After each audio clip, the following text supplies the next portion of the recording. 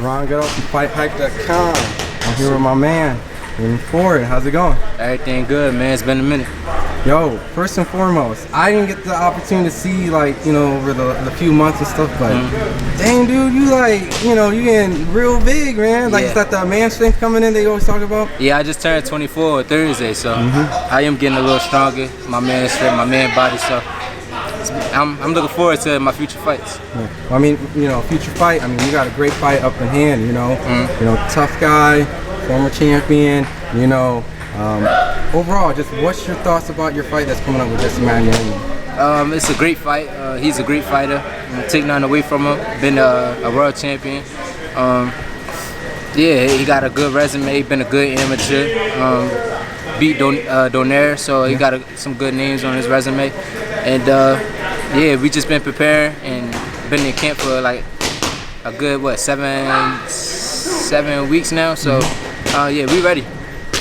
Seeing your development over time, I know that adjusting from being so young and then going professional at that point, I know a lot of that stuff, learning the jitters and the lights and the attention, but over time, you definitely belong here. You have that contender status already, getting ready to fight for that world championship. Right. What was that whole transition like, and how do you feel as a fighter now?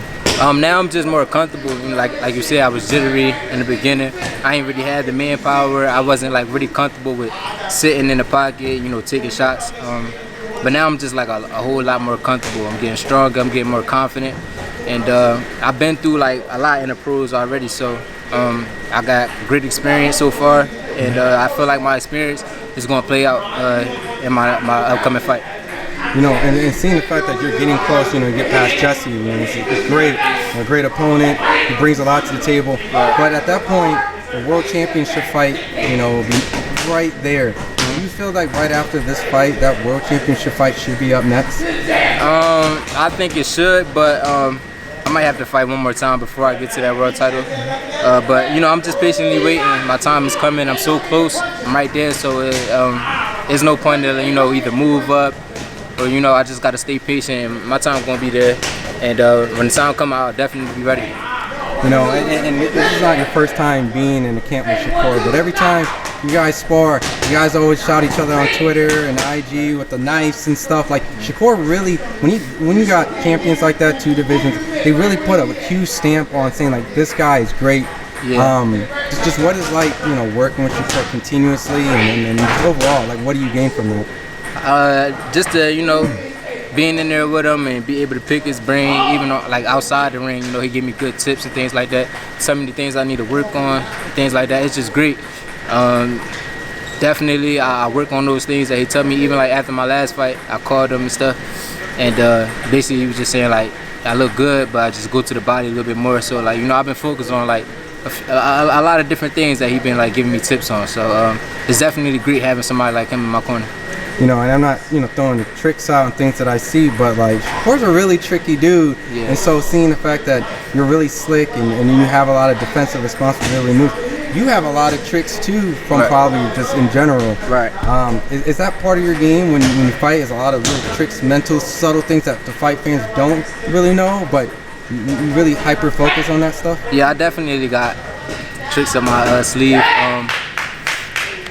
Just being around guys like him, being guys around like Shakur, Gervonta Ennis, the list goes on. I've been around so many great fighters, and I just learn. I sit and watch, and I just learn, and I put things in my own arsenal, and then I work on it, and then I perfect it.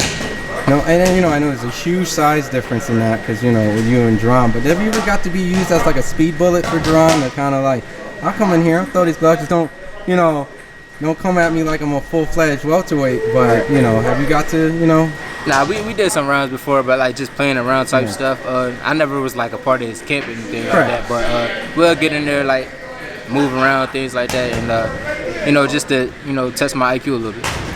And then when you get done with that, do you get to kind of show him a little bit? He's like, ooh, that was smooth, It's been a minute since I've been in there, so I can't even really tell you. I don't really remember how it was when we sparred. I think we sparred in 2020 was the last time we sparred. So it's been a minute since we sparred. But even I go to his gym, spar with guys there, and I watch him spar, and I'm just picking up on things, you know, just watching, just learning. Even when he fight, I'm picking up things and learning from things like that. So all the greats, everybody that I feel like I can learn from, I watch them, and if I like their style, I'll take a few things, a few of their tricks. You know, and seeing the fact that, you know, you are growing, and I think one of our first early interviews, you know, you mentioned you want to be like 3, 4, 5 division. Yeah. You know, everything works out. So, like, obviously at this point, you know, you're eventually going to want to move up in weight, you know. But, you know, with the boxing business and things like that, there's, you know, been, you know, always boxing clauses, catch weights and things like that. So, like the Ryan Garcia, Gervonta Davis fight, you know, I haven't really had a cut weight and things of that nature. So, does that type of stuff, you know, when you're cutting weight into your division while you're growing, or when you hear things about rehydration clauses, can that affect the fighter, or does it really matter in this? To be honest, I don't really know. I never really had a rehydration clause, but I mean, we professionals. I'm pretty sure he's gonna have a good team, nutritionists, things like that make him be able to get, you know, through the rehydration clause or whatever it is. I'm not sure how it is, so I'm pretty sure he got a good team behind him there to get him through it. You know, seeing that's such a mega fight, you know, Tank versus Ryan, do you have like a fight play out, you know, how that fight goes? Yeah, I'm going with Tank. I don't see it going past 7 rounds. I think it's definitely going to be a knockout. But Ryan is a good fighter too. He got to be, you know, a little smart in there. You know, use all his tricks. He got to, you know, he can't just be, you know, in there catching shots and balling up like I usually do and waiting on for that one shot. I think he got to use his movement, use his defense, and, you know, use his jab and change levels with Ryan and things like that. You know, keep him thinking. So I think he'll be able to, you know, do that. Tank got a good IQ too. He's not just a power puncher how everybody make it seem like. So it's definitely going to be a good fight, and I'm curious to see how Ryan looks too. So I'm looking forward to it. Is there anything that Ryan, you know, can do to make it a little bit easier for him? You know, because I know that some people criticize his head, you know, going back on the straight line, or maybe not giving enough head movement. But is there other things that he can do to kind of make it a lot more difficult for Gervonta? Yeah, he can use his legs more. He don't really use his legs that much. But yeah, he can use his legs, use his jab more, shoulder feint, things like that. Try to stay on his on the outside, be sharp on his defense. Then little small things that, you know, he can work on. He can definitely make it a tough fight though. Absolutely. And of course, you know, before I let you go and things like that, you know, you've done a lot, you know, already in your career, and you made a lot of adjustments to get here and a lot of sacrifices. And so the fans are going to be able to tune in and see this hard work that you've done. That's a great fighter. Right. So at this point, is there anything that you want to let the fans know leading into this fight and whatnot? Yeah, man, just, you know, tune in. April 8th is going to be a great card. I've been working hard in camp. I'm definitely ready for this moment. I wouldn't have took this fight if I wasn't. I'm excited for it, man. I've been through, you know, tough fights that got me to this point. That great experience, like it helped me with my experience and things like that. So anything that you know, Magdaleno bring to the table, I'll be ready for it. I know he got experience, things like that. But I'm experienced too, and on the 8th, y'all will see that.